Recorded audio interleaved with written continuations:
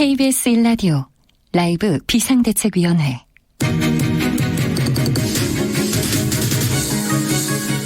라이브 비대위 2부 코로나19 상황실로 시작합니다. 자, 먼저 현재 코로나19 확진자 현황부터 살펴보죠. 질병관리본부가 2월 26일 오후 4시에 발표한 내용입니다.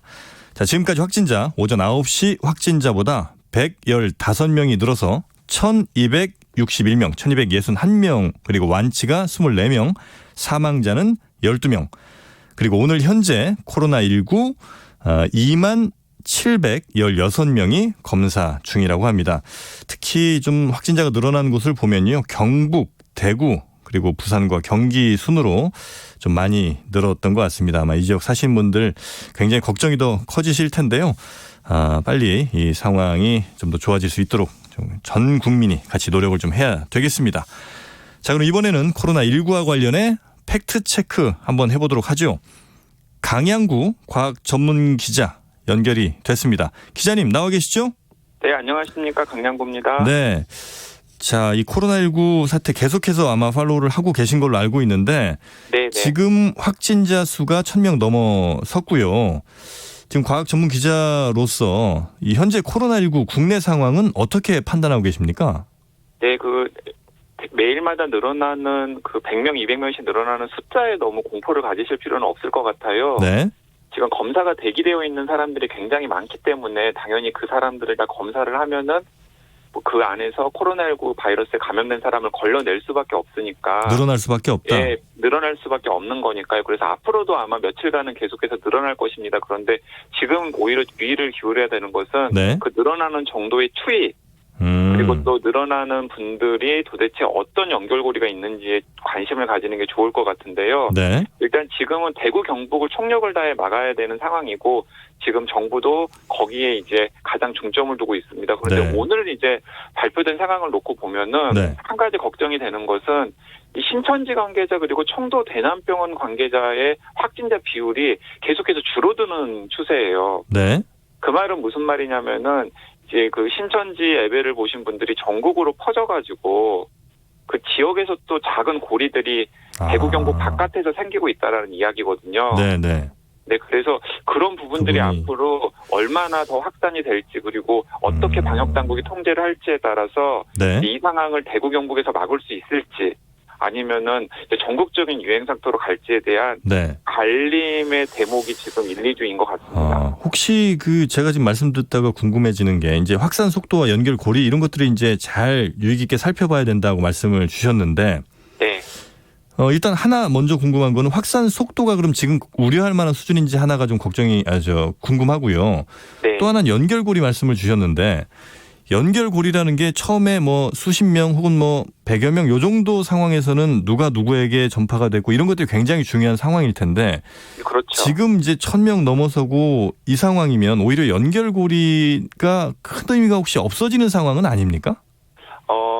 여전히 지금은 병행을 해야 되는 상황인 것 같아요. 왜냐하면은 신천지 고리가 밝혀지기 전까지는 네. 사실은 전혀 우리가 모르고 있는 상황이었었잖아요. 네. 근데 지금 대구 경북에서 시작된 신천지 고리가 밝혀졌고 그 신천지 고리를 추적하다 보니까 지금 대구 경북 외에도 여러 확진자들이 나오고 있는 상황이 지금 상황입니다. 네. 그렇기 때문에 여전히 대형 감염의 고리들을 찾아가면서 빨리빨리 수색을 하는 건 여전히 필요해 보입니다. 네. 그런데 방금 말씀하셨던 대로 이제 1000명이 넘어섰고 앞으로 또 다른 지역에 상당히 감염이 되어 있는 고리들이 발견이 되면 네. 이 숫자가 더 늘어날 가능성이 있거든요. 이제 그렇게 되면 더 이상 방역 당국이 일일이 다 추적을 하는 것이 어려워지는 상황에 처할 것 같아요. 네. 최악의 경우에는 이제 그런 상황까지 염두에 두고서 지금 방역 체계 전환도 진지하게 고민을 해야 될 때라고 생각합니다. 그러면 아마 이 여러 시나리오들을 충분히 써놓고 그 시나리오에 맞는 그러니까 그 상황이 됐을 때 맞는 대응들을 좀 해야 될 수밖에 없겠군요. 네, 맞습니다. 네. 그리고 지금 방역 당국이 심각 단계로 격상을 시키면서 그런 두 가지 시나리오들을 지금 다 진지하게 검토 중인 것으로 알고 있습니다. 네. 그런데 일단은 지금 대구에 있는 대량 감염의 고리들을 좀 진압을 해야 되는 상황이기 때문에 네. 지금은 거기에 지금 총력을 기울이고 있는데 그 이후에 전국 곳곳에서 나타날 수 있는 작은 감염의 고리들도 저희들이 준비를 해야 되는 거죠. 네. 자, 그리고 점점 이렇게 확진자가 늘어나다 보니까 많은 분들이 또 간절하게 기다리는 것 중에 하나가 치료제 혹은 뭐 백신 개발 이 부분이거든요. 네. 이게 지금 어떻게 진행 상황이 어떻습니까? 네, 2009년 신종플루 때랑 비교하면 이제 가장 차이가 나는 부분이 그 부분인데요. 네. 2009년에는 백신도 뭐 뒤늦게 개발이 되었고 또 치료제도 있었지만 지금은 치료제도 없는 상황이고 백신도 없는 상황입니다. 그런데 최소한 7, 8월 혹은 올해 안에 효과가 있는 백신이나 치료제가 나오기를 기대하는 것은 굉장히 낙관적인 전망인 것 같습니다. 지금 미국에서 이제 임상에 들어간 임상에 들어간 백신이 나오긴 했어요. 이 코로나19 관련된 네, 코로나19 관련된 백신이 개발이 되어서 이제 임상 시험 절차를 들어가긴 했습니다만은 네. 그것이 임상이 완료되어서 실제로 환자들한테까지 쓰이기에는 아무리 빨라봐도 7, 8월이라고 하거든요.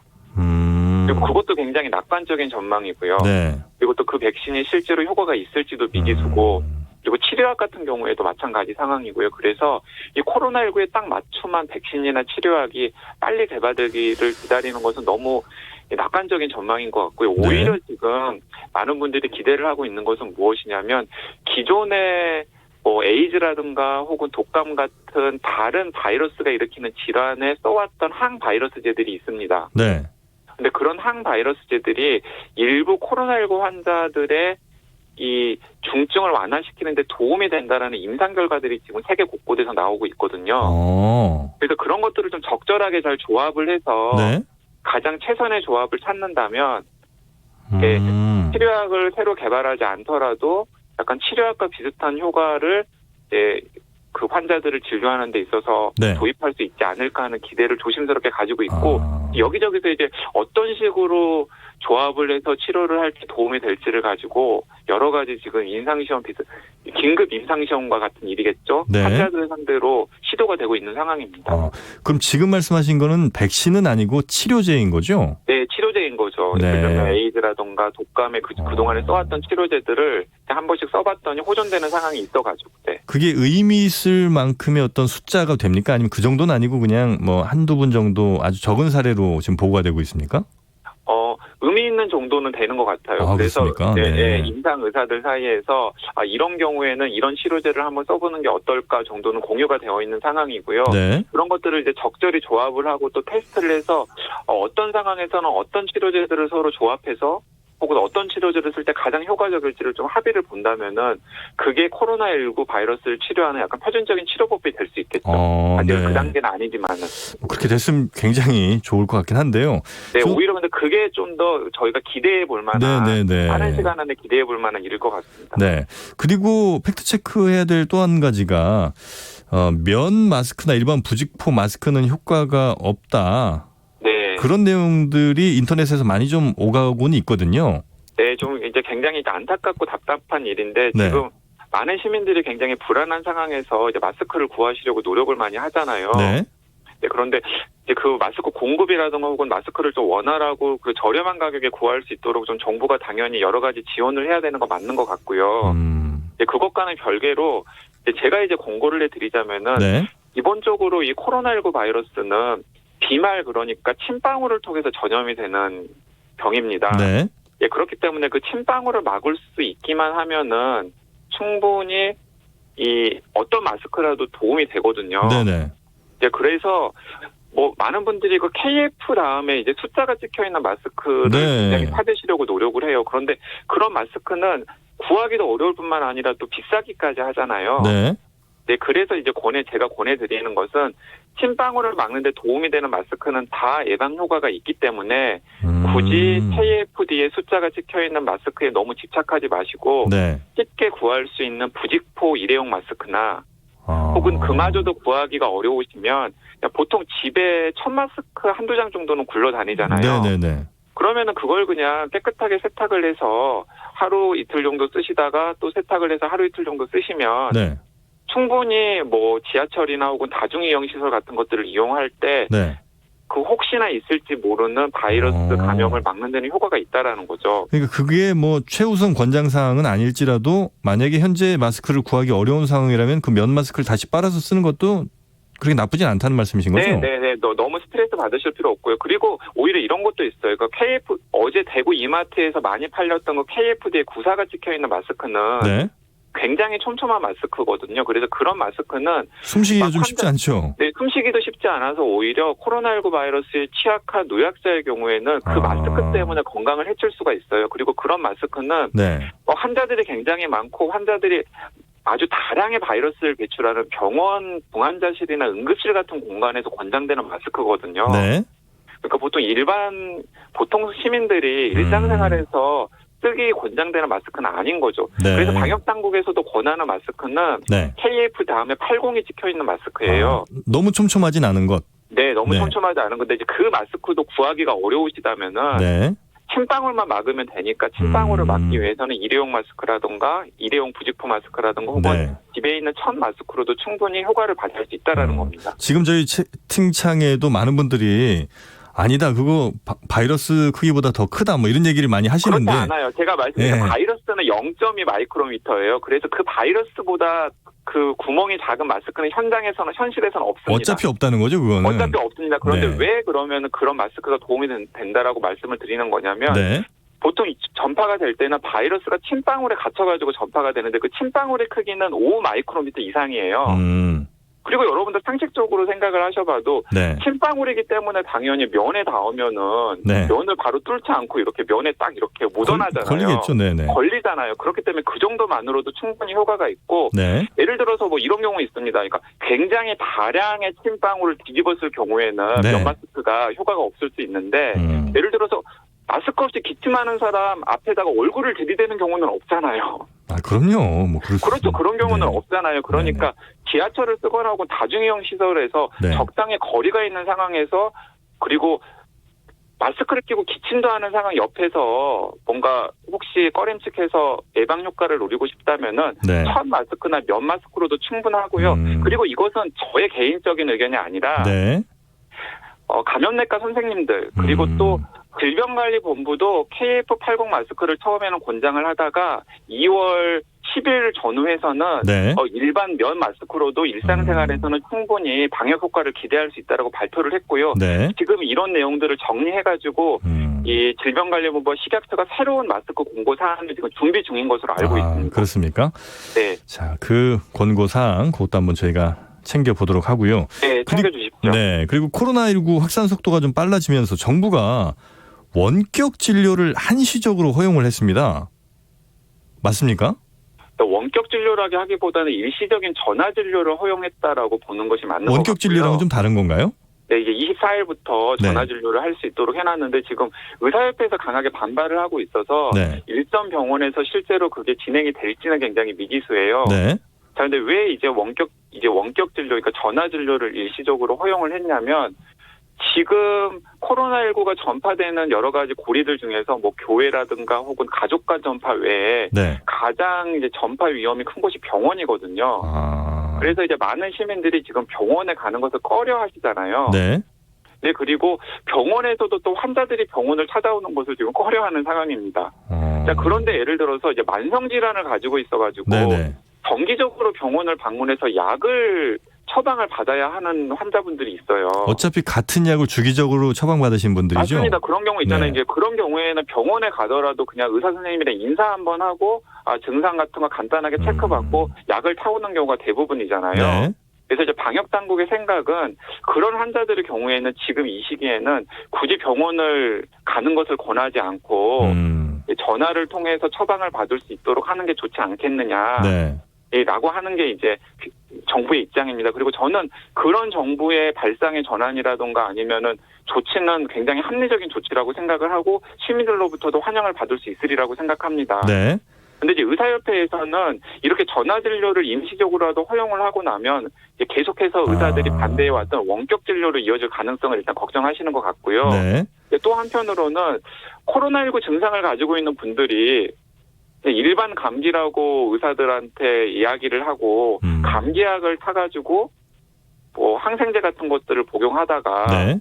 코로나19를 걸러내지 못하는 일을 초래할 수 있다라는 우려를 이제 의사협회 의사들이 하기도 했어요. 네네. 근데 그런 이유는 합리적인 이유일 것 같기는 합니다만은 저는 그래도 기본적으로는 이 시민들을 위한다면은 좀 일시적인 전화진료에 대해서는 의사 선생님들이 약간 협조를 해야 되지 않을까 하는 생각이 드네요. 네, 이 부분에 대해서는 사실 질병관리본부라든지 아니면 의사협회에서 충분히 어떤 협의가 가능할 부분인 것 같은데요. 네, 맞습니다. 제가 생각하기에는 이제 그 질병관리본부, 그러니까 방역당국이 워낙에 마음이 급하고 막 긴박하게 상황이 돌아가다 보니까 의사협회랑 긴밀하게 협의를 하지 못하고 이제 발표를 했는데 아마 실행 단계에서 몇 가지 의사협회에서 지금 걱정하고 있는 부분들만 좀 조율이 된다면은 오히려 시민들에게는 훨씬 더 도움이 되는 제도라고 생각합니다. 네, 자 지금 여러 가지 팩트 체크를 저희가 과학 전문 기자 강양구 기자님과 해봤고요. 자 앞으로도 계속해서 이 코로나19 관련된 여러 소식들 저희에게 잘 좀 전해주시기 바라겠습니다. 오늘 고맙습니다. 네, 감사합니다. 고생하십시오. 네. 자, 이 강양구 기자와 함께 코로나19 팩트체크를 좀 해봤고요. 문자 한 두세 개 정도 소개를 해드리죠. 0298번님께서 부산입니다. 마스크 구하기가 너무 힘듭니다. 나이가 있어서 인터넷 구매도 좀 힘들고요. 대형마트 오랜 시간 줄 서 있는 것도 힘듭니다. 요즘 대형마트에서 1인당 몇 개 제한으로 판매하고 있는 곳들도 있다 이런 소식을 좀 들었었는데 오랜 시간 3, 40분 이상 이렇게 줄 서시는 게 연세 있으신 분들 결코 쉬운 일은 아니죠. 자, 그리고 1030번님은요. 택시기사라고 하시면서 어려운 시기에 택시 산납금까지 인상이 됐답니다. 요즘 손님도 없어서 개인 돈으로 산납금을 맞추고 있는 실정인데 택시 25년 정도 했습니다. 요즘이 제일 힘든 것 같습니다. 라는 문자 주셨습니다. 자, 그리고 용인에 살고 계신 워킹맘이라고 0643번님이신데 5살 아들 어린이집 졸업인데 월요일부터 휴원이라 졸업식도 못했다. 집에서 두 아이와 육아전쟁을 치르고 있는데 마트는 식량 사기 위해서 사람들이 좀 있지만 거리에는 아예 걸어다니는 사람이 없는 것 같습니다. 종종 어른들은 좀 보이지만 애들은 한 명도 안 보이네요. 빨리 이 사태가 좀 끝나야겠어요. 그러시면서 마지막에 샵 대한민국 화이팅 이렇게 적어 주셨습니다. 네, 아이와 함께 희망찬 그리고 내일이 더 밝을 대한민국을 응원하는 그런 문자였던 것 같습니다. 자, 지금까지 코로나19 상황실이었고요. 이어서 라디오 정보센터 연결해서 실시간 뉴스 전해 듣도록 하겠습니다. 라디오 정보센터 연결돼 있죠? 코로나19 국내 확진자가 오늘 하루 284명 추가로 확인돼 누적 확진자 수가 1261명으로 늘어났습니다. 대구 경북 지역 확진자가 1000명이 넘고 사망자는 12명으로 늘었습니다. 검역법 개정안 등 이른바 코로나 3법이 오늘 본회의에서 처리됐고 국회 코로나 특위도 구성됐습니다. 문재인 대통령과 여야 대표는 28일 코로나 사태 대처를 위한 회동을 갖기로 했습니다. 박능우 보건복지부 장관이 코로나19 확산 사태에 대해 가장 큰 원인은 중국에서 들어온 한국인이었다고 밝히고 출입국 통제는 어떤 분위기만 가지고 할 수는 없다고 국회에서 답변했습니다. 박원순 서울시장은 코로나19가 크게 번진 대구 경북 지역에 마스크 등 물품을 지원하고 대구 경북의 확진 환자, 특히 중증 환자들을 서울시립병원에 모시겠다고 밝혔습니다. 경기도 이천 국방어원에 머무는 중국 우한 3차 귀국자들이 2주간의 격리 생활을 마치고 내일 퇴소합니다. 퇴소 전 코로나19 검사에서 145명이 음성 판정을 받았고 나머지 3명은 재검사 중입니다. 지금까지 정보센터 뉴스 정원나였습니다.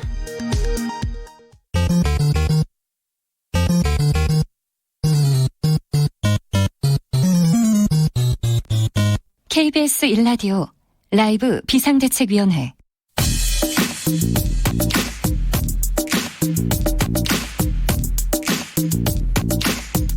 쏙 인터뷰 쏙 인터뷰 이어가겠습니다. 어제 정부가 신천지 신도 21만여 명의 명단을 받았습니다.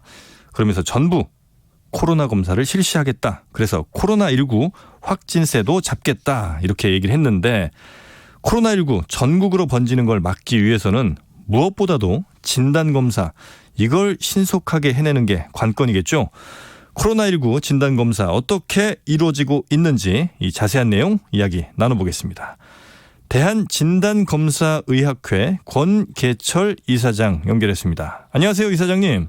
네, 안녕하십니까. 네, 코로나19 진단을 어떻게 하는지 사실 대부분의 시민분들은 잘 모르시거든요. 그리고 한 분 검사하는데 얼마나 걸리는지도 사실은 잘 모릅니다.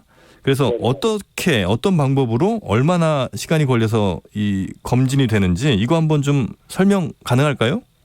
네.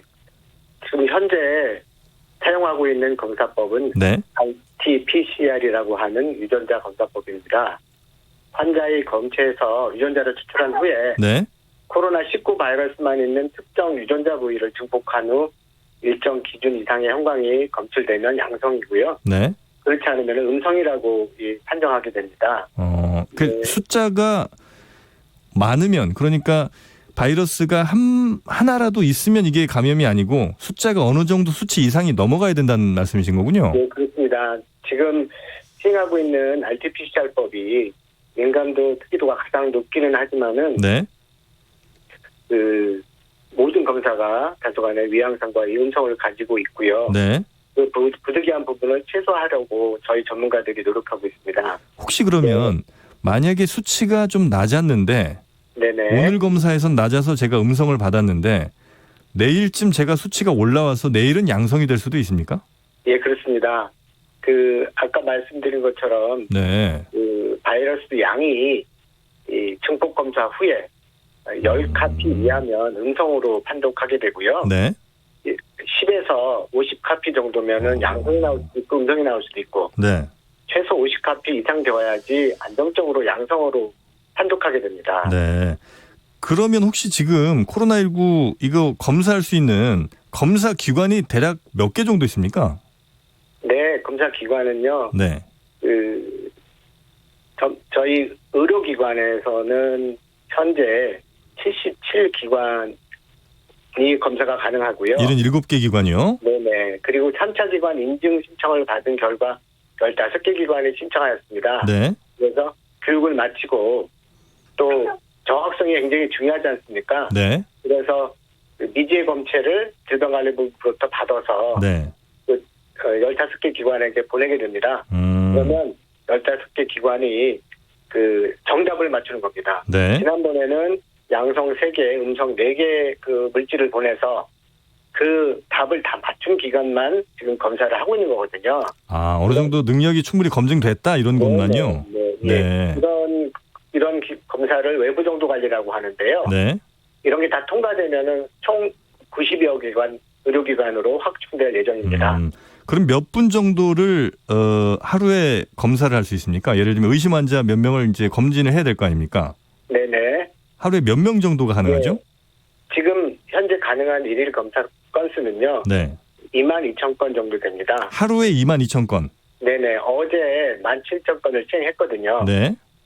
네. 그 정도에 가능하다고 생각하시면 되겠습니다. 그러면 꽤 많은 분들이 아주 신속하게 검사가 가능하겠군요. 네, 그렇습니다. 혹시 한 분에 대한 검사는 몇 시간이나 걸립니까? 네. 그 채취된 검체가 저희 진단검사실로 도착하면요. 네. 바로 그 기계에다 넣는 게 아니고 도착한 검체에서 유전자를 추출하는 그 시간이 필요합니다. 네. 이게 보통 1시간 정도 걸리고요. 그리고 그 추출된 유전자에서 네. 그 유전자 증폭기에 넣어서 검사를 하는데 네. 3시간 이내면 검사 결과를 얻을 수 있습니다. 그 정도 그래서 시간. 네. 보통 6시간이라고 말하는 거는 유전자 추출하고 네. 증폭한 후에 검사 결과 판독까지 소요되는 총 시간을 말하는 거고요. 네. 뭐 검사실의 그 정도에 따라서 네. 뭐 더 걸릴 수도 있고 덜 걸릴 수도 있고 그런 상황입니다. 네. 지금 아마 거의 전 국민이 가장 촉각을 세우고 보고 계신 게 이 신천지교회 교인들 전수조사 언제 끝날까 이걸 것 같은데요. 지금 말씀 들어보니까 하루에 2만 명 정도면 한 열흘 정도 걸릴 것 같거든요. 맞습니까? 그런데 네. 저희가 지금 신천지만 교인에 대한 검사만 할 수는 없잖아요. 아, 그렇죠. 그래서 그 신천지교회 교인만 한다 그러면은 말씀드린 것처럼 금방 다 소화할 수 있겠지만은 네. 다른 그 의료기관에서도 계속 검사가 들어오기 때문에 네. 언제 검사가 완료될지는 모르겠고요. 그렇게 한다 그러면은 보통 한 3주에서 4주 생각하고 있습니다. 3주에서 4주 정도면 가능할 것 같다. 네, 혹시 진단 검사 과정을 조금 간소화할 수 있는 방법은 아직은 없다고 봐야 되겠죠? 예, 보통 그런 의견이 많이 있습니다. 신속 검사를 하는 게 좋지 않겠느냐 네. 이런 의견들이 있는데요. 현재 쓰고 있는 방법이 네. WHO나 미국 CDC에서 권고하고 있는 유일한 방법이고요. 네. 시간을 단축할 수 있는 신속 검사법이라고 하는 거는 위양성, 위음성이 굉장히 많습니다. 네. 검사 양성이 미치는 사회적 영향이 굉장히 크잖아요. 네네. 그러니까 정확도가 더 중요하고요. 그래서 지금 쓰고 있는 RT-PCR법이 사용돼야 된다고 생각하고고 네. 앞으로도 간소화된 그런 검사법은 추후 개발돼서 임상시험을 거친 다음에 네. 그 유효성이 입증되어야지만 사용이 가능할 거로 생각됩니다. 네. 자, 우리 이사장님이 주변에 친분 관계 있는 분들이 많으신 모양입니다. 톡이 계속 오는데요. 죄송합니다. 예. 예. 톡 좀 이제 그만 좀 오시고요. 네. 네네. 자, 그러면 이제 이 진단 검사하는 과정이 현재보다 더 간소화되거나 줄어들 가능성은 좀 없어 보이고 하루에 대략 한 2만 명 정도가 네네. 진단 가능한 숫자라고 보는데 혹시 우리나라 지금 진단하는 수준이면 네. 다른 외국과 비교했을 때는 잘하고 있는 상황입니까? 어느 정도입니까? 예, 보통 우리 전문가들은 네. 미국이나 일본에 비해서 100배 이상 차이가 난다고 생각합니다. 네. 저희는 미국이나 일본에 없는 진단검사의학 전문의가 네. 있고요. 검사 정확성을 위해서 진단검사의학 재단이나 외부 정도 관리 협회 등을 통해 가지고 30년에서 40년 전부터 검사의 질 평가 역량을 키워왔고요. 네. 검사의 질 평가 준비를 해왔습니다. 그렇기 때문에 급박한 상황에서 아까 말씀드린 것처럼 우수존자 검사 신임 인증을 받은 검사실을 대상으로 해서 검사 신청을 받았고요. 네. 아까 말씀드린 그 퀴즈 같이 그 정확성을 검증하는 물질을 보내서 맞는 유전자 검사 기관만 검사를 가능하게 한 거거든요. 네네. 근데 미국과 일본은 그런 제도가 없습니다. 그렇기 때문에 신뢰도가 있는 CDC나 기타 몇 개의 기관만 검사를 하기 때문에요. 우리나라 같이 많은 검사를 빠르게 소화할 수 없는 상황입니다. 우리나라는 굉장히 좀 앞서 있는 것 같은데 끝으로 코로나19 증상이 좀 의심될 경우에요. 어떻게 행동하는 게 좋을지 우리 이사장님께서 정리를 좀 한번 해주시면 좋을 것 같습니다. 네. 코로나 바이러스 질환에 감염이 되면 초기에 증상이 없거나 네. 다른 감기 증상과 유사합니다.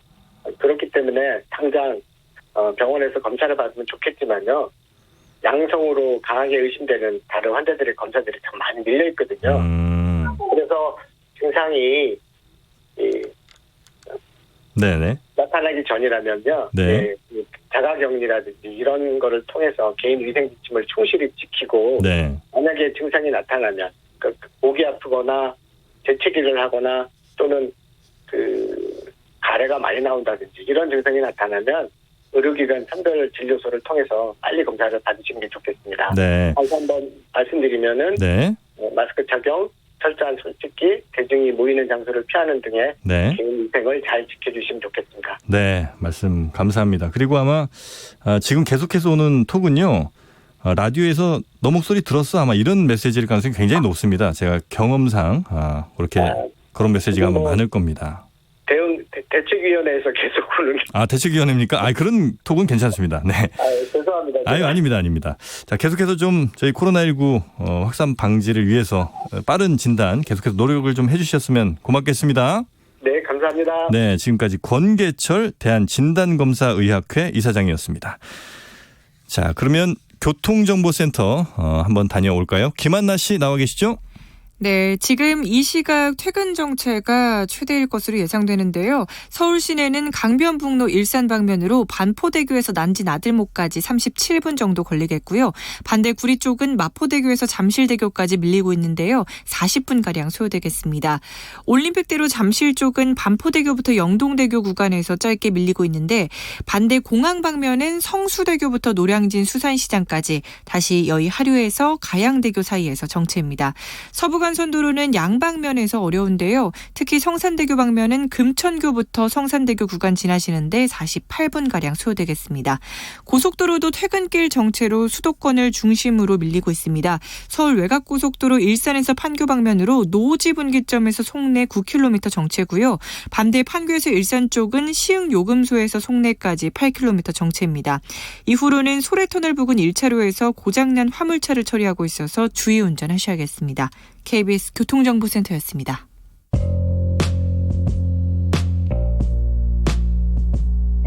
당신의 저녁은 예전 같진 않겠지만 계속 똑똑해진다.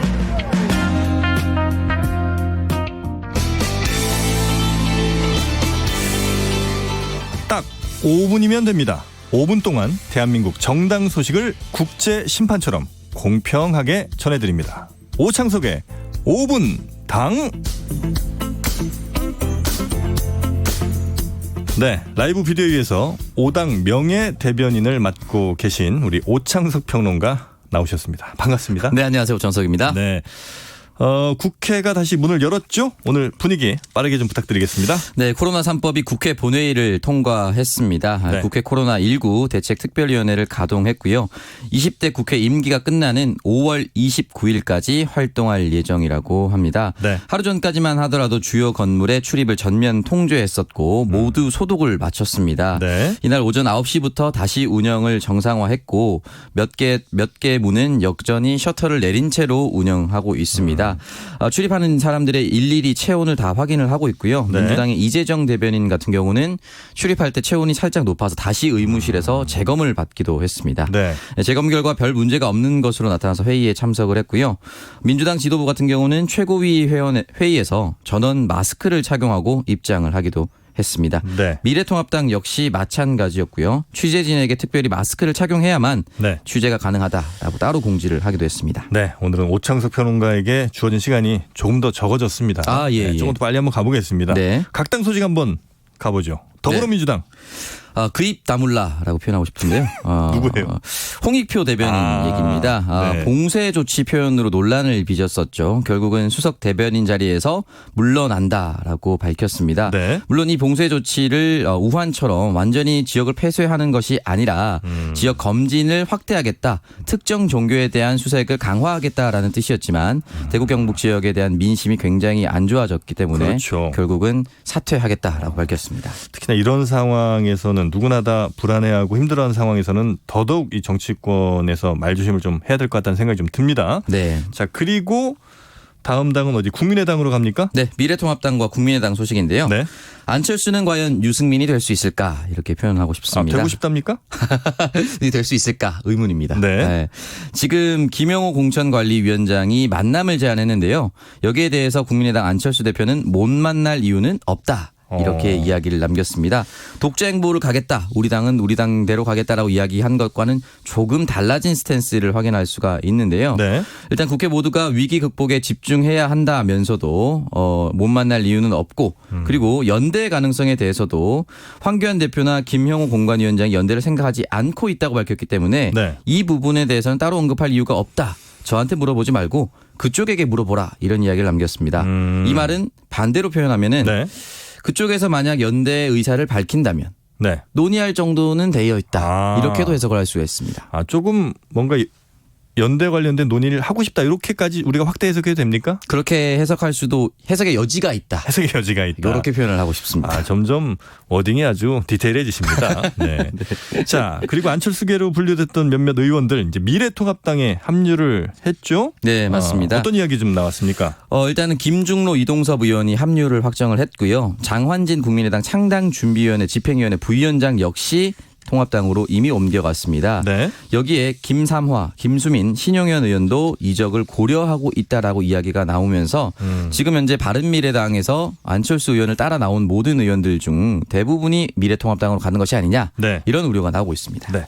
이 당 빼면 또 섭섭해하실 수 있으니까 친박 신당 요 얘기도 잠깐 한번 짚고 갈까요? 네, 죽은 제갈량이 산 중달을 이길 수 있을까 이렇게 표현하고 싶은데요. 지금 아직도 박근혜 대통령을 마케팅해서 정당이 만들어진다는 것이 좀 놀랍습니다. 네. 친박 신당을 만들어서 탄핵은 무효다, 대통령은 무죄다, 좌파 독재를 막아야 된다라고 신임 홍문종 네. 당대표가 이야기를 남겼는데요.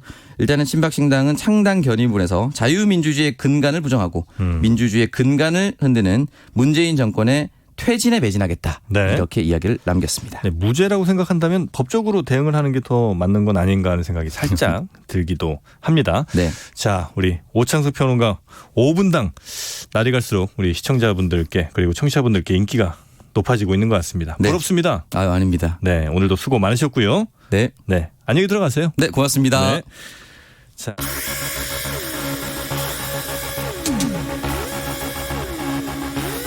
KBS 1라디오 오후 5시 5분부터 7시 라이브 비상대책위원회 Superstar, where you from? How's it going? I know you got a clue what you're doing. You can play.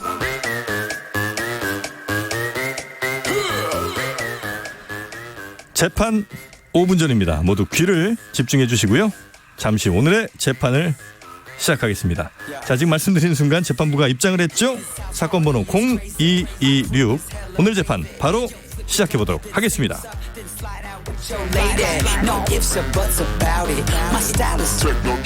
네, 이게 어떤 조합인지 잘 모르겠습니다. 함께 하실 두 변호사분, 법률 전문가분 소개해 드리도록 하겠습니다. 양지열 변호사 출석했죠? 예, 나왔습니다. 네, 박지훈 변호사도 네, 법무부 인팀tor의 박지훈입니다. 변호사 네. 둘이 나왔는데 그건 뭐 모르겠습니까? 어떤 점은 왜 갑자기?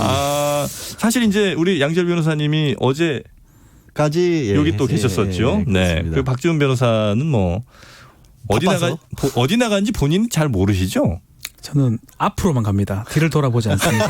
네, 네. 방송은 앞으로만 봅니다. 직진을 하시는 예. 우리 박지훈 뒤를 변호사. 돌아보는 순간 네. 모든 방송이 망쳐버립니다. 예. 아유, 직진합니다. 좋은 예. 생각입니다. 네. 자, 일단 이 문제 하나 좀 우리 살펴보죠. 그 신천지 예수교 과천본부에 이재명 경기도지사가 군사 작전하듯 강제 진입을 한 거죠. 이게 혹시 법적으로 문제가 있습니까? 이거는 네. 사실은 이걸 묻는 분들이 많더라고요. 네. 이게 뭐가 문제가 될 것처럼 보이거든요. 지자체장이 무슨 뭐 검찰도 아닌데 이런 행동을 하는 게 맞지 않다라고 생각하시는 분이 있어서 네. 제가 법을 좀 봤어요. 감염병 예방 및 관리에 관한 법률, 감염병 예방법이라는데 네. 이 법에 따르면 네. 이런 어떤 지자체, 뭐 보건복지부 장관도 마찬가지입니다. 특히 지자체장이 이런 방역을 위해서 감염병 예방을 위해서 네. 폐쇄 조치를 하여야 한다라고 규정이 돼 있어요. 폐쇄 조치를 하여야 한다. 폐쇄 조치 등 여러 가지 조치가 필요합니다. 그게 필요하다면 해야 되는 거. 그러니까 권리가 아니고 책임, 의무로 규정이 돼 있어요. 폐쇄 조치하는 거랑 강제 진입하는 거랑 좀 다른 건 아닙니까? 뭐 그런 조치도 다 포함됩니다. 여러 가지 조치를 다 할 수 있도록 돼 있고. 요까지는 안 살펴보신 것 같아요. 아니요. 지금 제가 읽어보려고 하는데 여기 다 나옵니다. 여기 지금 다 나옵니까? 일시적 폐쇄, 출입 금지, 이동 제한, 업무 정지 뭐 여러 가지 조치를 취하도록 돼 있어요. 네. 근데 이게 의무 조항으로 돼 있어요. 그래서 저는 이재명 지사가 하는 거는 네. 당연히 해야 되는 거를 조금 빨리 아니면 했다고. 논란이 있을 게 없다는 말씀. 전혀 논란이 없고 무조건 해야 되는 거고요. 서울시도 지금 앞으로 할 거라고 보이고 네. 지금이라도 대구시장이나 경북지사 같은 경우는 해야 돼요. 올 일이 아니고 네. 울어서 될 일이 읍소에서 될 일이 아니고 네. 이걸 하라고 법에 돼 있으면 법대로 해야 될 거 아닙니까? 규정 권한을 줬는데 왜 안 네. 합니까 이거를? 우리 양지열 변호사도 같은 생각이십니까? 일단 이제 약간은 네. 이제 언론에서 강제라는 표현을 쓰는 바람에 오해가 좀 생긴 것 같아요. 그러니까 강제라기보다는 네. 박 변호사가 얘기한 부분은 이제 폐쇄 명령이라든가 출입 금지와 관련된 것들, 그러니까 네. 집회를 막는다 이런 부분이 되는 것이고요. 어쨌든 역학조사의 일환입니다. 그러니까 역학조사도 또 해야 되는 거거든요. 네. 그러니까 역학조사를 하는 과정에서 압수수색을 할 수 있는 건 아니에요. 네. 그러니까 이재명 지사도 그날 가서 직접 경기도지사가 직접 가서 그 시설에서 이거 우리 역학조사인데 필요한 상황이다라고 설득을 하니까 네. 신천지 그 해당 교회에서도 그것까지 거부할 수 없었기 때문에 발은 사실 자발적으로 내준 거죠. 그러니까 이거를 뺏은 건 아니에요. 아, 네. 네. 아, 자료조사를 하려고 갔고 강력하게 요구하니까 네.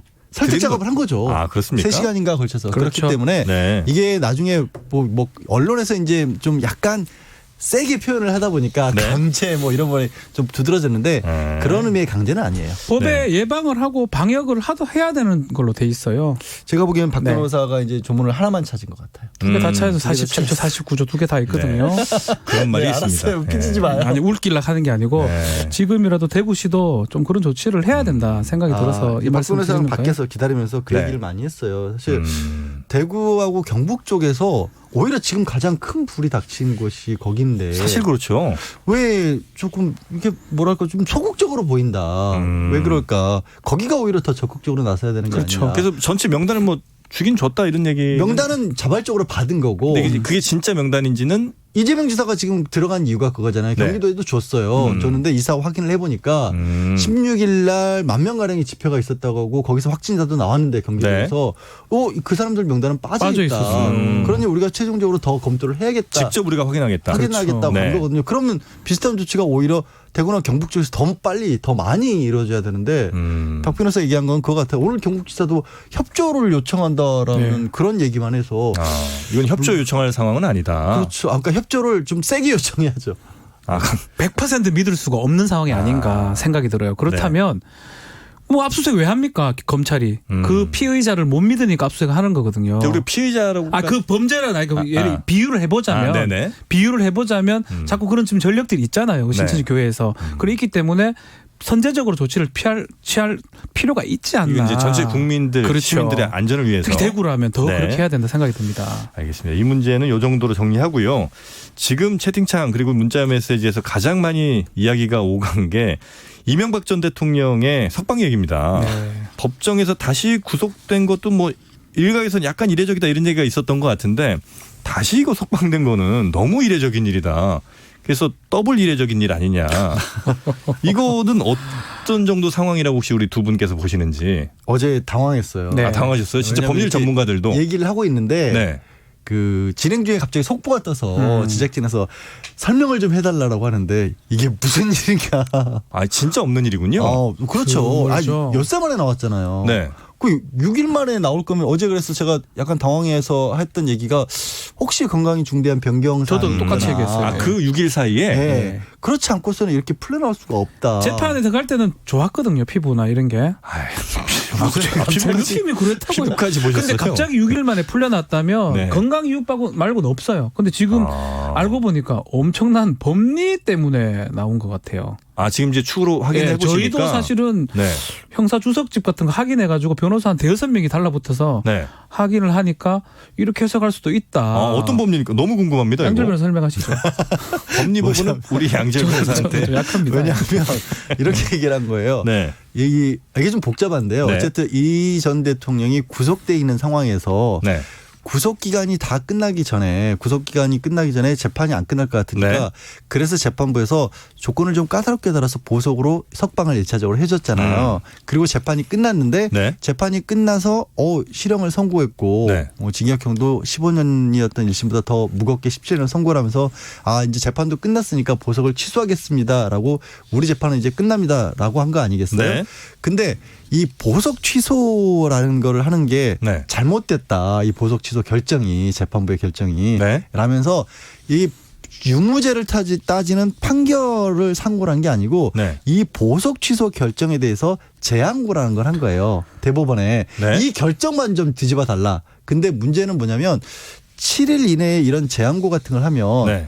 그 재항고를 하게 된 결정 그 자체를 중지해야 된다는 조항이 있더라고요. 진짜 복잡해요. 네네. 근데 이게 문제가 뭐냐면 네. 집행을 중지한다라는 표현이 분명히 문구에는 그렇게 돼 있는데 네. 자 이렇게 그러면 보석이 돼 있다가 보석이 취소가 됐으니까 갇혔단 말이에요. 네. 그러면 그 보석을 취소한 거는 원래 구금 상태였으니까 구금 네. 상태로 되돌리는 거라면 네. 별도로 집행이 필요하지 않다라고 볼 수도 있죠. 네. 근데 그게 아니라 어쨌든 법정에서 사람을 구치소로 다시 보내는 거니까 네. 그건 집행이다. 라고는 중지시켜야 될 수도 있죠. 어려워요. 아. 예. 그러니까 이래서 재판부에서도 네. 우리가 모르겠다. 우린 모르겠다. 네. 대법원에서 판단해라. 라고 한 이제 거예요. 용어가 좀 어려운데 네. 1심에서 판결을 불복할 때는 항소라 그러고요. 네. 그리고 2심에서 3심으로 가는 걸 상고라 그럽니다. 네네.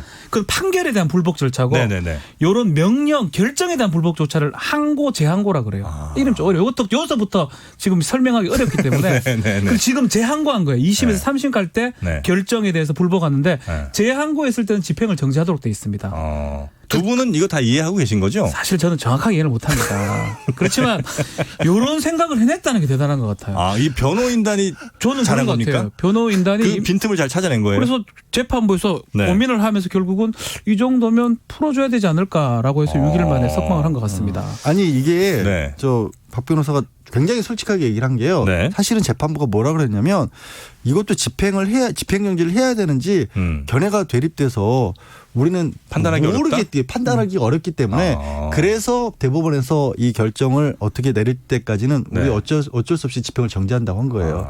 재판부도 잘 헷갈린다는 네네. 거예요. 야, 이 돈 많은 사람들이 비싼 변호사를 쓰는 이유가 있군요. 이거는 저는 그런 거하고는 또 그런 건 별개. 또 싸게 겁니까? 고용했다는 얘기가 있기 때문에 사실 이전 아, 대통령이 그렇습니까? 그렇게 그런 얘기까지 해버리면 어떡해요. 크게 비싸지 않게 고용했다는 예. 얘기가 있으니까. 그래요? 네. 수임을 했다는 얘기가 네, 있으니까. 그 너무나 하여튼 저는 뭐 사실은 제가 뭐 법에 대해서 잘 모르니까 이게 진짜 이례적인 일인지는 뭐 잘 저는 몰랐는데 이 법 하시는 분들이 참 이례적인 일이라고 깜짝 놀랐습니다. 하시길래 결과로도 제가 이제 모 방송국에서 네. 구속되지는 않겠다 이렇게 얘기했는데 네.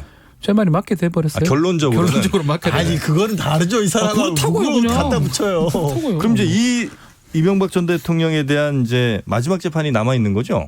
대법원 재판이요. 재판을 네. 할 네. 거고요.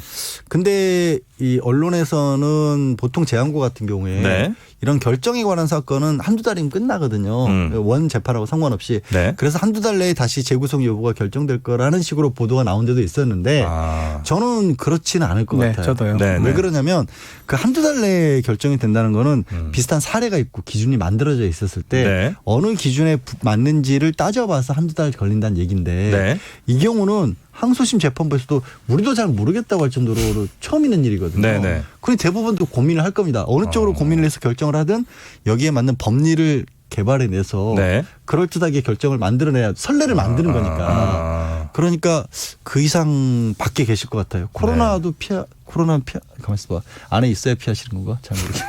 네. 뭐 어쨌든 가네요. 예. 코로나19 때문에 대구에서는 법정이- 사실 그 구속됐던 피의자가 석방 이례적으로 된 경우도 있어요. 사실. 코로나19 때문에요? 확진 판정을 받은 거예요. 구속을 시켰는데 그래서 무거운 경우는 아니었기 때문에 네. 차라리 불구속 상태에서 재판받게 하자. 왜냐하면 구치소에 수감했었을 경우에 주변에 이제 더 큰 수감자들에게 피해가 우려. 형집행 정지를 받는 거죠. 예. 실제로 그런 그 코로나 바이러스로 인해서 예를 들면 뭐 재판이 연기된다든지 아니면 방금 말씀하신 것처럼 좀 구금해야 되는데 그렇지 않은 판단을 한다든지 이런 경우들이 종종 있습니까? 지금 재판 휴정이 됐습니다. 중앙지법에 하고 동부지법 많은 재판들이 네. 다 미뤄졌어요. 원래 이번 주에 조범동 뭐 사건하고 네. 그 조국 장관 전 동생 조범동 씨면 오천 조카고요. 오천 조카 조국 전 장관의 오천 조카.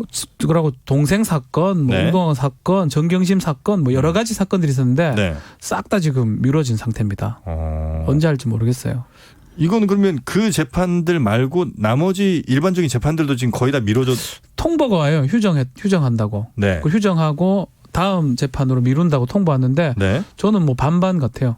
미뤄진 것도 있고 안 미뤄진 것도 있고. 예. 그러니까 뭐 예를 들어서 재판부에서 네. 특별하게 많은 사람들 모여 있지 않고 어쨌든 뭐 선고 같은 경우. 네. 그러니까 선고 같은 경우에는 구속을 해서 할지 안 할지 이게 예를 들어서 구속 피고인 같은 경우에는 네.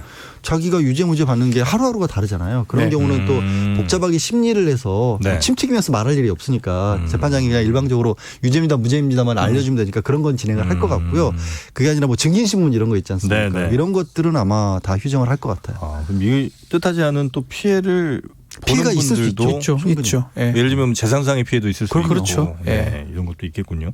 자, 그리고 하나만 더 살펴볼까요? 그 이재용 삼성전자 부회장의 파기환송심 박영수 특검팀이 재판부 기피 신청서를 이거 대단한 겁니까? 대단한 겁니다. 어떤 이 재판 의미에서 안 받겠다 이 사람한테. 어. 이 정준영 부장판사거든요. 같은 네. 재판부예요, 사실. 예. 이전 대통령 석방한 데랑. 예. 왜? 이 예. 재판을 우리 특검이 봤을 때는 네. 불리하다는 거예요. 우리가 신청하는 증거는 다 기각해버리고 저쪽 증거는 받아주면서 뭔가 특히 준법 감시 제도라고 감시위원회 제도라고 네네. 그걸 자꾸 하라라고 얘기하는 거는 집행유예를 해주기 위해서 봐주기 위해서 예단을 보이는 게 아니냐. 재판부가 그렇죠. 이 재판 못 받겠다라면서 기피라고 하거든요. 네. 이거는 기피 신청을 냈는데 상당히 이례적입니다, 실제로. 이것도 이례적입니까? 이례적입니다. 예. 기피 신청하면 대체로 받아들여집니까? 아니면 어지간하면 안 됩니까? 어지간하면 안 되죠. 재판부의 기피 신청 자체를 못 하면 하죠. 안 돼요. 이 재판 막 질라고 했을 때 하지. 이거 뭐 어차피 질 것 같으니까 예, 한번 해보는 거거든요. 그래요? 아니, 밑보이잖아요, 예. 법원에. 어디 사람이잖아요, 재판보다. 네네네. 어디 재판부에 대해서. 아니 내가 재판 잘하고 있는데 왜 이렇게 하냐 이렇게 보일 수밖에 없거든요. 받아들여져서 재판부가 바뀌어도 네. 이 재판 3년 한 재판이에요.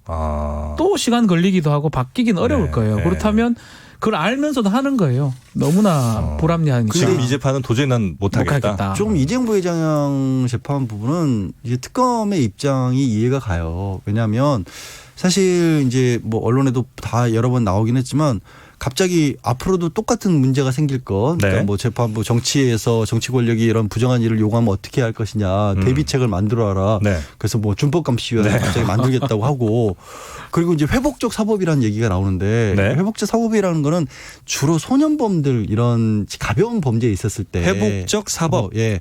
그때는 이제 일방적으로 한 사람을 벌 주는 게 중요한 게 아니라 다시 피해자도 있고 가해자가 있을 때 두 사람들이 관계를 회복하는 그렇죠. 것들이 좋지 않냐. 그래서 가해자라고 그럼 용서도 빌고 그렇게 해서 좋게 넘어가자는 건데 이 재판이 그럴 만한 재판이냐. 일단 그런 문제가 있거든요. 네. 게다가 왜 기피 신청까지 했냐면 초반에 그런 준법감시위원회 얘기가 나왔을 때 특검팀에서 네. 이거 양형이 반영시키려고 하는 거 아닙니까? 그랬더니 그것과는 상관없다. 아니다. 재판부가 라고 해놓고 네. 하겠다고 또 말을 바꾼 거예요. 왜 그러는 겁니까? 그 집행유예 봐주려고. 해주려고 그러는. 봐주려고 그러는 겁니까? 저는 그렇게 생각이 돼요. 재판부가. 왜냐하면 그게 있는 상황에서 이런 범죄를 저질렀으면 양형 기준에 반영이 될 수가 있어요. 근데 사후에 이걸 만들었다 해가지고 봐준다는 거는 이 형벌하고 체계하고 맞지도 않고 범죄 체계하고 맞지도 않고. 아니 그 말씀이 맞다면 너무 대놓고 하기 때문에 대놓고 기피한 겁니다. 제가 그렇습니까? 봤을 때는 그렇습니다. 이게 그럼 받아들일 가능성, 그러니까 이거 받고 안 받고는 재판부가 결정하는 거예요? 다른 재판부가 판단합니다. 다른 재판부가? 예, 기피 대상이 될지 안 될지. 별도의 재판부가 또 있습니까? 아마 고등의 수석 형사부장이 이제 판단하는 걸 알고 있는데 뭐 네. 정확하진 않는데 판단하긴 하는데 그 사유가 될지 안 될지는 좀 의문이에요. 조금 어려워 보여요. 양형과 관련된 부분에 있어서는 상당히 많은 재량권이 기본적으로 있거든요. 재판부에 있기 때문에 네. 예. 이 문제도 아니고 양형과 관련돼서 기피를 하기는 어려워 보이지 않을까 싶습니다. 그러면 이건 좀 안 받아들여질 가능성이 조금 높은 상황인 것 같다. 네. 그럼 이제 이재용 부회장의 파기환송심 재판은 앞으로 어떻게 이제 된다고? 징역 3년에 집행유예 5년요.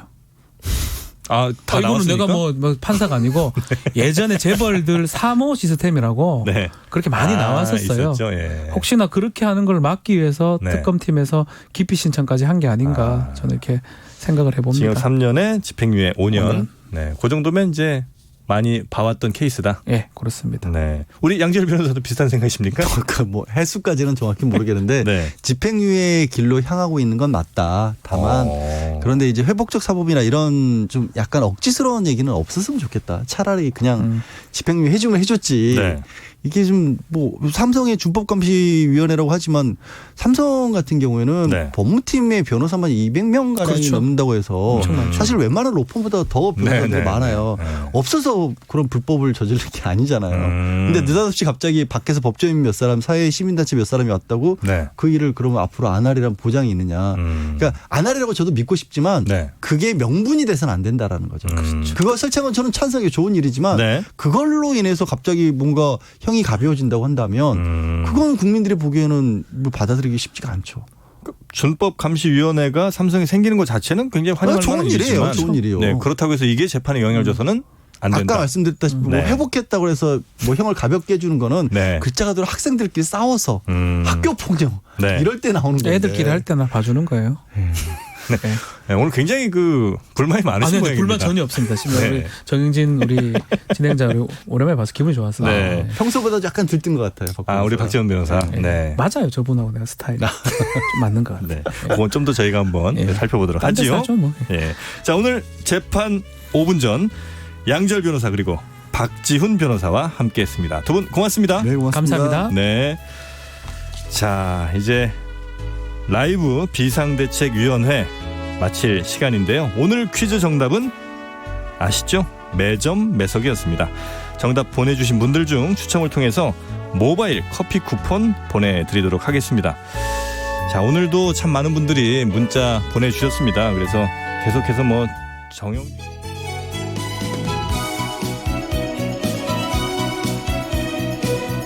안녕하세요. 바른말 고운말입니다. 세상 일에 변천이 심한 것을